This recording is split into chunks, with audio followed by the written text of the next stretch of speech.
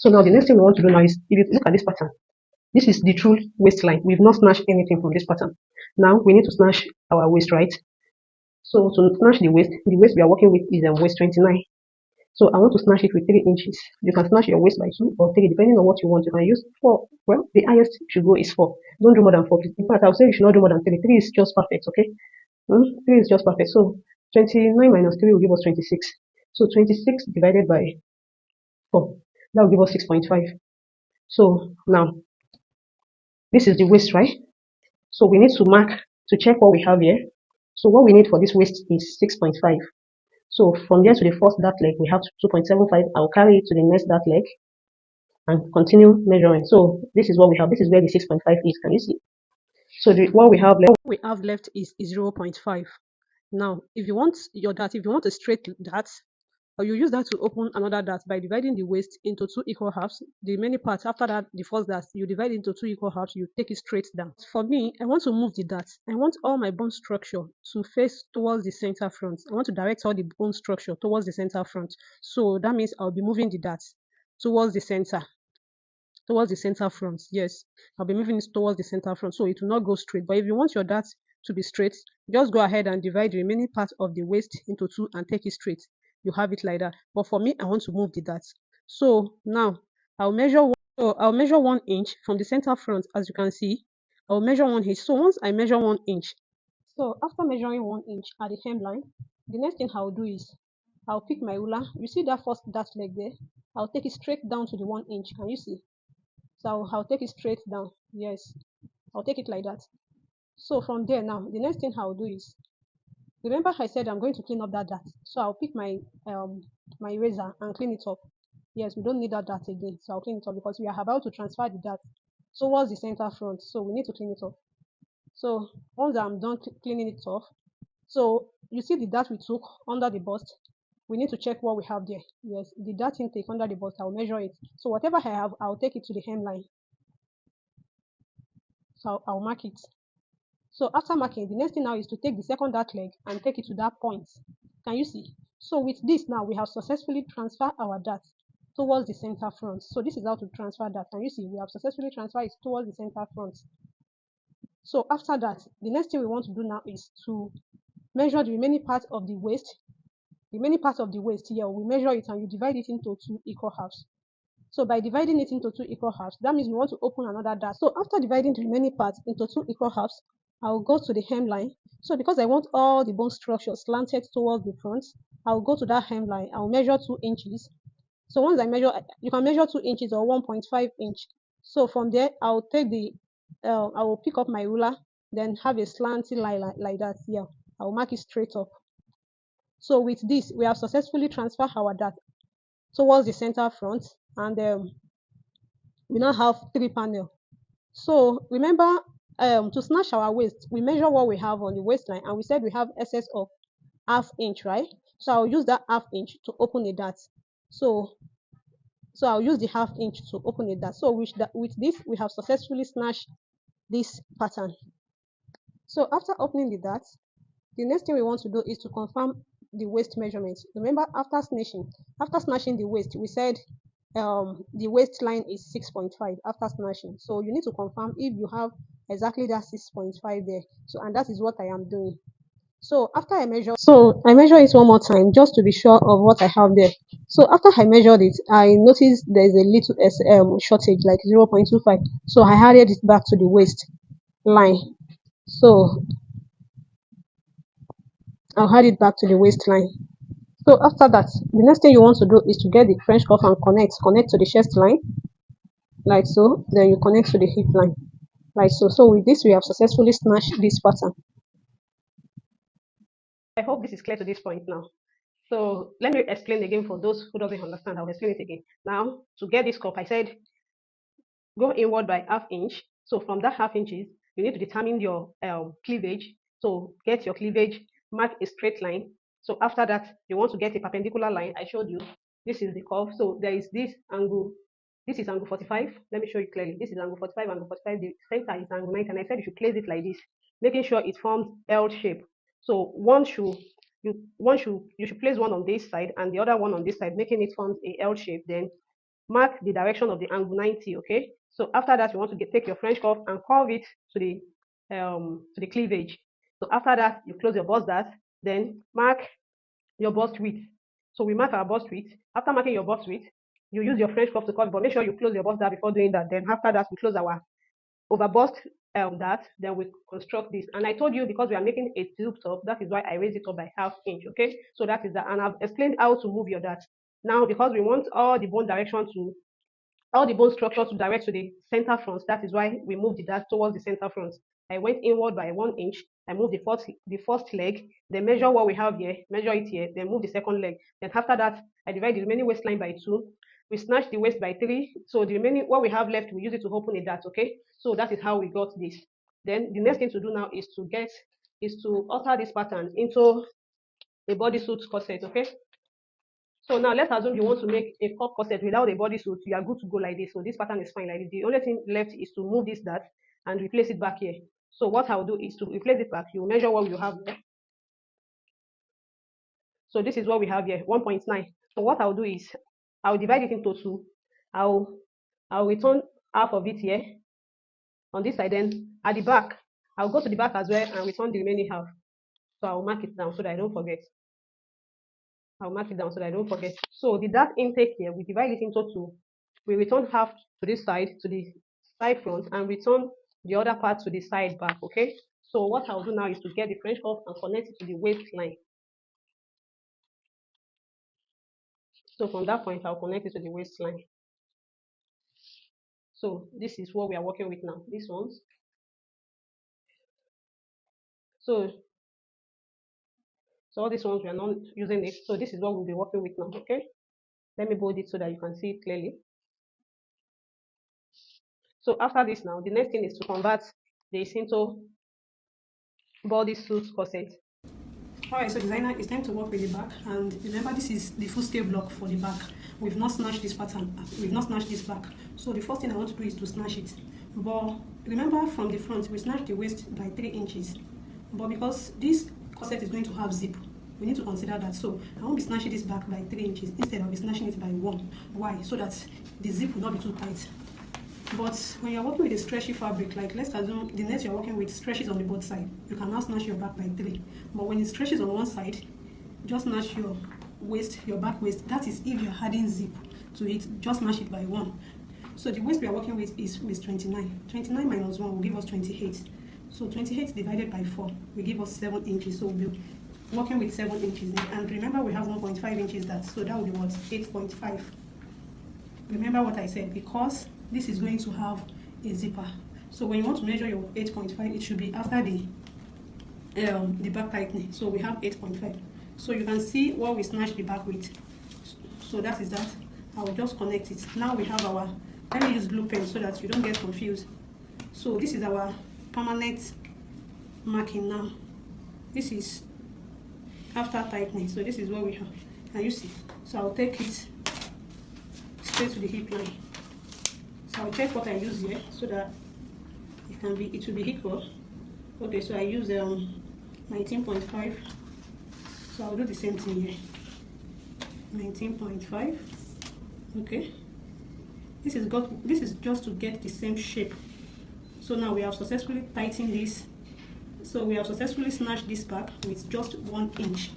And I told you the reason why I snatched it with 1 inch. So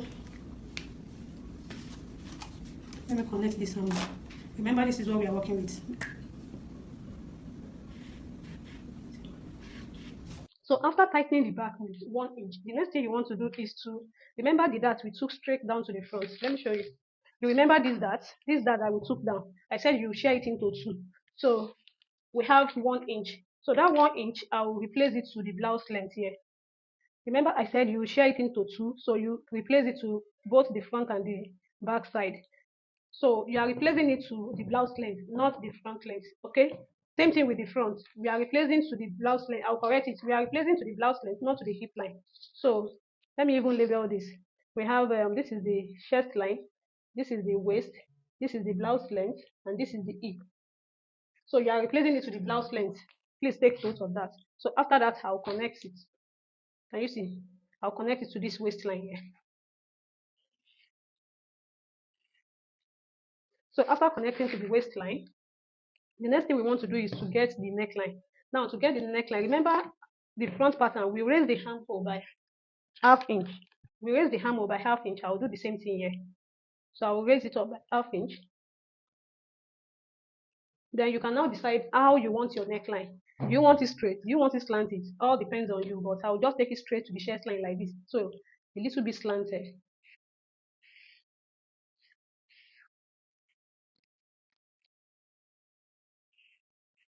So I hope you understand this to this point.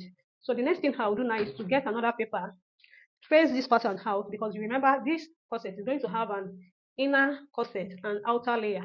So I'll be using one for inner corset, I'll be using one for outer layer. Though this, I want to use this method because I want to believe we have some beginners in this class, and I want to use the simplest method ever. If I'm making this on my own, I'll draft both the inner and the outer on this same pattern before I trace it out. Because I don't want you to get confused, I'll just trace it out now, then we'll work on different patterns. Alright, so designers, it's time to trace out this pattern, and I've placed another paper under the pattern, so I use pin to secure it down. So the first thing I'll do is to trace out the neckline. So after tracing out the neckline, I'll trace out the chest line. Yes, I'll trace out the chest line, then I'll trace out the side. Yeah, the side. Remember, we have two different lines there. The one that we snatch, that's the one you are tracing out. So I'll trace out the waist, I'll trace out the blouse length, I'll trace out the hip line, and I'll trace out the back tightening. Yes, and I'll trace out the back tightening. After tracing out the hip line, I'll trace out the back tightening. So after this, I'll bring out the pattern. After this, I'll bring out the pattern. Just ignore the darts for now, ignore it. But we know that we have 1.5 inch dart on the pattern, but you don't need to trace that out. So I'll bring out the pattern. So after bringing it out, I'll use my marker to mark it out. You might not see the marking but I can see it clearly. So I'll just use my marker to mark it out. So this is what you should do. So after marking it out, this is what it looks like. What I'll do now is I'll put this one aside, because remember I said we are using this for inner corset. I'll put it aside so that we can work on the outer layer. So this is the outer layer pattern. What I mean by the outer layer is that the one that will have zip. So we are about to work on the one that will have zip. So this is it. So the first thing I'll do is to clean off the darts. The center darts, we don't need it there again, so we need to clean it off. So I'll clean it off, because we want to share this into three. We want to have three panels, so we'll share the waistline into three equal halves. So we don't need that. So after cleaning it off, the next thing I'll do now is to share the waistline into three. I'm going to divide the waistline into three equal halves. So after sharing it into three, I'll pick my French curve, my ruler, and draw a straight line like this. Let me start from here. So I'll make a straight line. Can you see? Then I'll come to this side also and make a straight line. Can you see? So after that, remember we have 1.5 inches that on this pattern. So what I'll do is I'm going to divide that 1.5 into 2. That will be 0.75, right? I'll share it on this side. So that means I'll be sharing 0.75 on both sides and 0.75 on this side as well. So I'll share 0.75 for this side. Pick my ruler and connect.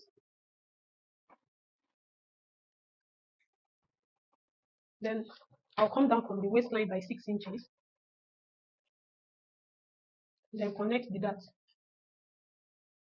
So I'll still use marker to bold the dots. Let's just use pencil for now. So I'll do the same thing on this side as well. 0.75 dots. So I share it on both sides. Then I'll connect again. So you want to come down by 6 inches as well. This is 6 inches. Then I'll connect. So after connecting, we have this. Now we have successfully split our pattern into three. So this is the CB. You need to label your pattern. I'll label it. This is CB. This is middle back. And this is side back. And you want to do this just to indicate this is the upper part. You give it arrow like this, that this is the upper part. Another thing I like to do is, now this CB, I'll number it as 1. So this side, I'll give it 2. I'll give this side to 2. So that means 2 and 2, they are going together, okay? I'll come to this side, I'll give it 3. This is my home way of identifying my pattern. I'll give this 3. I'll also give this 3. So I'll know that this part and this part, they are going together. Then I'll come to the side and give it 4. So this is how I like to label my pattern. Then the next thing now is to convert this into bodysuit corset. Remember the measurement for the bodysuit. I said the cross length we are working with is 29. So 29 divided by 2 will give us 14.5. 14.5, I said the back cross length is usually longer than the front cross length, which means we are going to minus 2.75 from the 14.5, and that will be for the front, right? So the 2.75 we minus from the front, will be adding it back to the back, which means 14.5 plus 2.75 is what we'll be using for the back. That will be what? That will be 17.25. So that means I need to measure 17.25 from the waistline, okay? Remember, we took the measurement from the waistline, and when you want to measure it, it should be at the CB, not the SB, okay, not the side back, from the center back. So I'll measure it downward. So I said we have what? 17.25. So I'll measure 17.25 downward from the CB. Don't forget. So I'll mark it. Sorry, I said 17.25. This is 17.25 here. So I'll mark. So after marking, the next thing I want to do is from that point, I'll come inward by 1 inch. Just the same thing we did to the front. So I'll come by 1 inch. Let me first use pencil to construct this, then I can now use marker later. So that is the 1 inch. So the next thing now is to connect. We are connecting it to the blouse length, not the hip line, okay? I hope you remember that. So I'll try to place my pattern. So we have two ways of connecting this. You can either connect it this way. Let me try and make it like this. So you can connect it like this.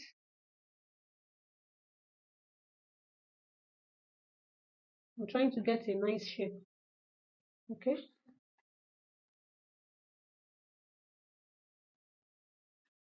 So you can connect it like this. So it will come like this. Can you see? You can connect it this way. Okay, let me clean up this part. So if you want a full pant, if you want a fuller pant, instead of connecting it like this, you want to connect it like this.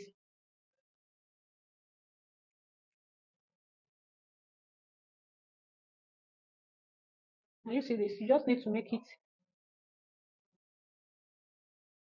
So with this, you have it covered like a pant, like a full pant, like a full pant. So that's if you want a cover pant, a full pant, you go for this. But for me, for this class, I'll be using this method. I'll be using this slanting method, okay? This is what I'll be using. So now we are done with the back.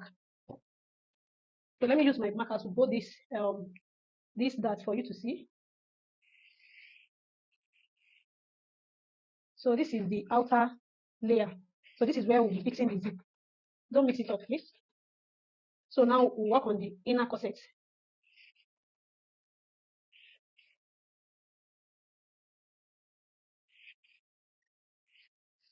So this is what we have. Try to bold it for you to see. So let me bold this part as well so you can see it clearly. I'll use my blue marker pen to do this. So let me bold this part for you to see. So it's coming this way. Can you see this? So this is what we have. And this is our back pant. This is our back pant. So I'll go ahead and cut it. But before we cut, let's work on the inner corset. So this is the inner corset, right? Remember, we trace it out from this pattern. I'll put this pattern aside so that we can work on this. So for this inner corset, we don't need back tightening. So I'll clean up this part back tightening here. We don't need it. For inner corset, we don't need back tightening. Back tightening is to prevent zip from bulging. And since we are not putting zip here, we don't need back tightening. So I'll clean up the back tightening. And because I have cleaned up, it has added to the pattern. 0.75, I need to remove it from the pattern. So I will come to this side, mark 0.75. So I'll mark 0.75. And we have 0.25 here. I'll mark it. So you need to take it back. Otherwise, you have excess on this pattern. So this is it. I'm going to connect it like this. So this is our new line. What's wrong with this now? Let me use blue so that you can see the alteration clearly. So now this is our new line. Then I'll connect it to the hip line.